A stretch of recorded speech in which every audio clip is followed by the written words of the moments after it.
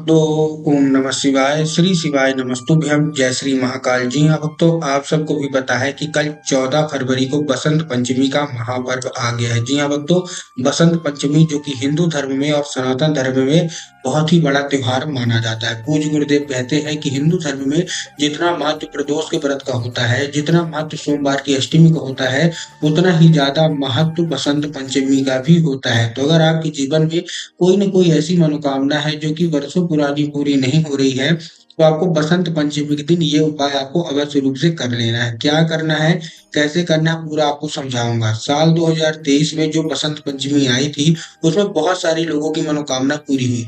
आपको भी पता है कि पूज्य गुरुदेव की जो कथा होती है उसमें पत्र आते हैं, बहुत सारे पत्र आते हैं। तो बहुत सारे लोगों को ऐसे पत्र आए थे कि गुरुदेव हमारी मनोकामना पूरी नहीं हो रही है, तो कृपया करके कोई उपाय बताएं। तब गुरुदेव ने दो उपाय बताए थे और बोला था बसंत पंचमी के दिन ये उपाय अवश्य रूप से कर लेना। तब बहुत सारे लोगों ने किए थे, लगभग लगभग 2 लाख लोगों की मनोकामना पूरी हुई।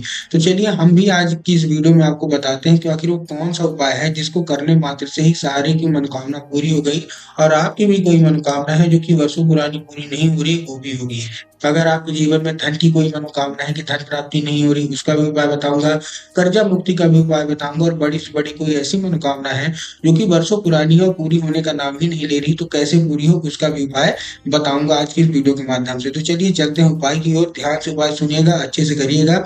लेकिन उससे पहले चैनल पर अगर पहली बार आए हैं तो वीडियो को कर दें लाइक, और चैनल को कर लें सब्सक्राइब, ताकि पूजनीय पंडित प्रदीप जी मिश्रा के जितने भी नए नए उपाय जो कि मैं उनकी कथा से सुनता हूँ, श्रवण करता हूँ, सबसे पहले मैं आपको प्राप्त करा सकूं। तो देखिए, जो हमारा पहला उपाय है वो मनोकामना पूर्ति का उपाय है, और बसंत पंचमी का सबसे बड़ा उपाय है। इसको करना कैसे है, ध्यान से सुनिएगा। आपको लेना है 7 गेहूं के दाने। क्या लेना है, 7 गेहूं के दाने लेना है, और 1 लोटा जल लेना है। ठीक, 1 लोटा जल आपने ले लिया, 7 गेहूं के दाने। और जब आप 7 गेहूं के दाने लेंगे तब आपको ध्यान रखना है कि गेहूं के दाने कहीं से भी खंडित नहीं होने चाहिए, कहीं से भी कटे फटे नहीं होने चाहिए, पूरा साबुत होना चाहिए। साथ में जो आपने 1 लोटा जल लिया है उसमें आपको ध्यान रखना है कि सबसे पहले तो तांबे के लोटे में जल होना चाहिए। सबसे पहली बात आपको ये ध्यान रखना है। और तांबे के लोटे में जल होने के साथ साथ आपके घर का होना चाहिए। बहुत सारे लोग गलती क्या करते हैं कि वो खाली लोटा लेके जाते हैं और मंदिर से जल ले लेते हैं। तो आपको मंदिर से जल नहीं लेना, आपको अपने घर से जल लेना है। ठीक, अब उस लोटे में आपको 7 गेहूं के दाने डाल के पहुंच जाना है सीधे शिव मंदिर। अब शिव मंदिर में आपको जाके जिधर जलाधारी होगी, आपको अपना चेहरा उधर करके खड़े हो जाना है। ठीक, जिधर जलाधारी होगी उधर। अब आपको, आपने खड़े हो गए, अब आपको ये जो जल है ये अर्पित करना है एक नाम लेके। महादेव का बहुत ही सुंदर सा नाम है, कुंदकेश्वर महादेव। कौन से महादेव, कुंदकेश्वर महादेव। तो आपको कुंदकेश्वर महादेव का नाम लेके उन्हीं का स्मरण करके आपको अर्पित कर देना है। पूज्य गुरुदेव कहते हैं कि बड़ी से बड़ी मनोकामना होगी जो कि वर्षों पुरानी पूरी नहीं हो रही है, तो केवल और केवल ये उपाय कर ले, आपकी सारी की सारी मनोकामना बाबा भोलेनाथ अवश्य रूप से पूरी कर देंगे। और अगर आप बसंत पंचमी के दिन करते हैं तब तो 100% आपकी मनोकामना पूरी होगी ही होगी। ये था हमारा पहला उपाय।